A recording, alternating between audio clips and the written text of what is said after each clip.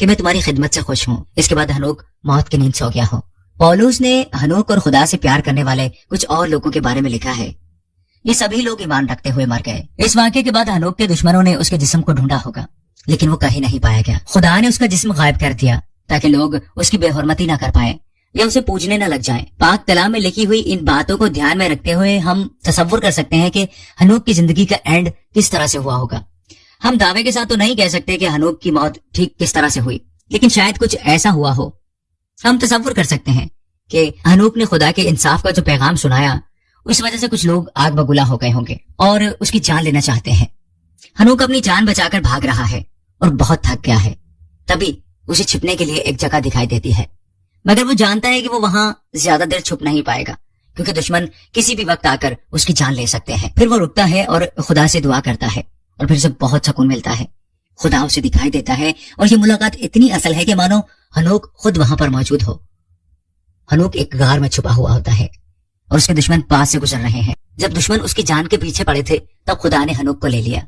सोचिए कि हनोक के सामने ऐसी दुनिया का तस्वुर है जो उसकी दुनिया से बिल्कुल अलग है। ये बहुत खूबसूरत है, ठीक जैसे अदन का बाग था जिसे खुदा ने लगाया था।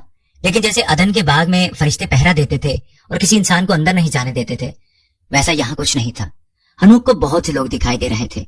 सभी सेहतमंद है, सभी जवान है, उनके बीच अमन है, कोई किसी से नफरत नहीं करता, ना ही मजहब की वजह से किसी पर जुल्म ढाया जा रहा है जैसे हनोक के जमाने में हो रहा था।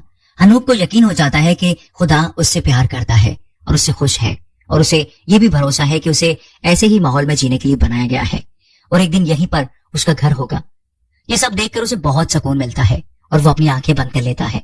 फिर वो गहरी नींद सो जाता है।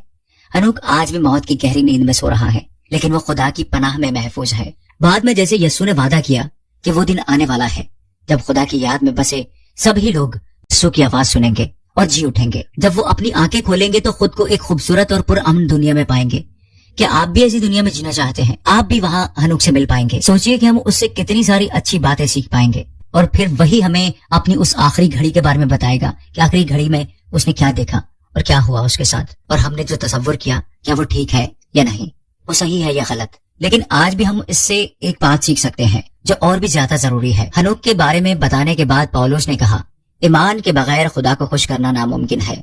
हनोक का खुदा पर ईमान था और उसने जिस तरह हिम्मत से काम लिया वह हमारे लिए क्या ही बढ़िया मिसाल थी। तो दोस्तों, ईमान बहुत जरूरी है। ये थी आज की वीडियो। मैं उम्मीद करता हूँ कि आपको जरूर पसंद आई होगी। तो दोस्तों, वीडियो को लाइक और शेयर लाजमी किया करें। खुदावंद आपके साथ हो और आपको हमेशा अपनी हिफाजत में रखे। आमीन।